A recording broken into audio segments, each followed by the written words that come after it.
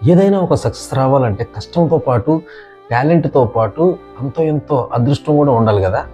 నా ఆట సందీప్ అన్నని ఆటా షో, ఛాలెంజ్ షో దగ్గర నుంచి చూస్తున్నాం కదా! ఎంతో టాలెంటెడ్ పర్సన్ అన్నమాట. బ్యూటిఫుల్ కొరియోగ్రఫీ టాలెంట్ ఉన్న వ్యక్తి కదా! అందరూ కొరియోగ్రఫీ చేసినటువంటి సాంగ్స్ అన్ని తీసుకొని ఆయన రీల్స్ చేస్తూ ఉంటే నేను అనుకునేవాడిని, నువ్వు కొరియోగ్రఫీ చేసిన సాంగ్ మిగతా వాళ్ళు ఎప్పుడన్నా రీల్స్‌గా చేస్తారని. అదే అంటుంటారు కదా, గట్టిగా అనుకో పని అయిపోద్దని. ఈ సందీప్ అన్న ఫ్యాన్స్ అనుకున్నారో ఏమో కానీ లాస్ట్ ఇయర్ ఆయన కొరియోగ్రఫీ చేసినటువంటి సాంగ్స్ మూమెంట్స్తోనే ఇయర్ ఎండ్ అయిపోయింది. అలాగే ఈ ఇయర్ స్టార్టింగ్లో కూడా ఆయన కొరియోగ్రఫీ చేసినటువంటి మనశంకర వరప్రసాద్ సాంగ్తో స్టెప్తోనే ఇయర్ స్టార్ట్ అయింది కదా.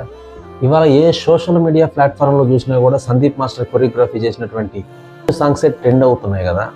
నిజంగా సందీప్ అన్న చాలా అంటే చాలా టాలెంటెడ్ పర్సన్ అన్నమాట. పాపం చాలా లేట్గా అవకాశం వచ్చింది ఆయనకి.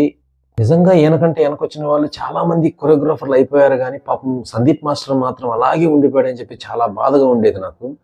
కానీ ఏది ఏమైనా వచ్చిన అవకాశాన్ని కష్టపడి సద్వినియోగం చేసుకొని తన కృషితోటి టాలెంట్ తోటి ఇచ్చిన అవకాశాన్ని సద్వినియోగం చేసుకున్నారు సందీప్ మాస్టర్.